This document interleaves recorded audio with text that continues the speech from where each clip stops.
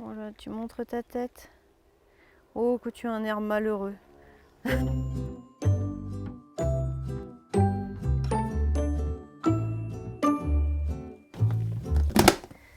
Voilà. Oui, tu te demandes pourquoi tu es là, hein. Bah oui. Alors je suis Sarah Stahl, présidente de l'association Les Petits qui Piquent. Je suis coordinatrice dans un mouvement d'éducation populaire. Ma deuxième casquette, c'est soigneuse de hérissons le soir. On va voir les hérissons qui sont en soins actuellement. Voilà un de nos petits pensionnaires que je viens de réveiller. C'est deux petites sœurs qui sont arrivées d'Atis-Mons. Elles avaient les yeux à peine ouverts quand elles ont été récupérées. Donc non, elles n'avaient aucune chance. Elles ont été trouvées en plein jour, errant dans la rue. Et donc les gens nous les ont apportées. Quel âge tu peux avoir toi? Un petit mois? Ça, c'est une fratrie qui a été mise en enclos de réadaptation il y a 3 jours. Coucou mes crapules. Ouais.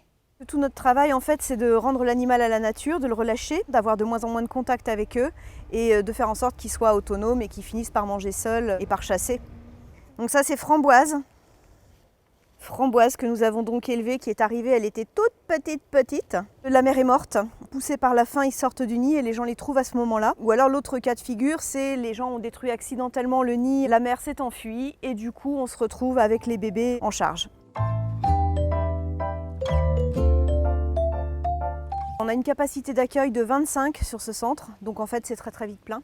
Et il y a énormément de demandes. Il y a de plus en plus en fait de hérissons qui arrivent dans les centres, d'une part parce que les gens sont de plus en plus sensibilisés, mais aussi parce que en fait l'espèce est de plus en plus menacée. Il y a le dérèglement climatique, il y a la fragmentation du territoire, ils n'arrivent plus à se déplacer sans danger. La disparition des insectes, tous les insectivores souffrent du manque de nourriture. Et dans le centre de soins, on a les adultes malades.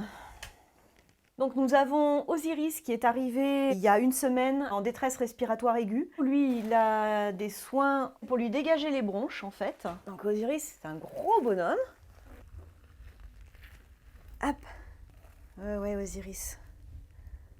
Oh là là, 1369. Il est grand, oui. Oui, c'est une belle bête, mais bon, c'est pas parce qu'on est grand qu'on n'est pas malade.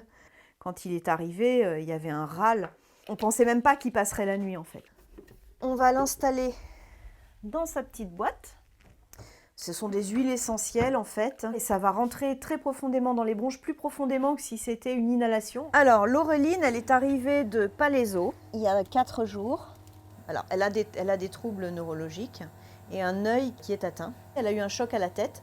Je vais te peser toi aussi, hein? Oui. Hop.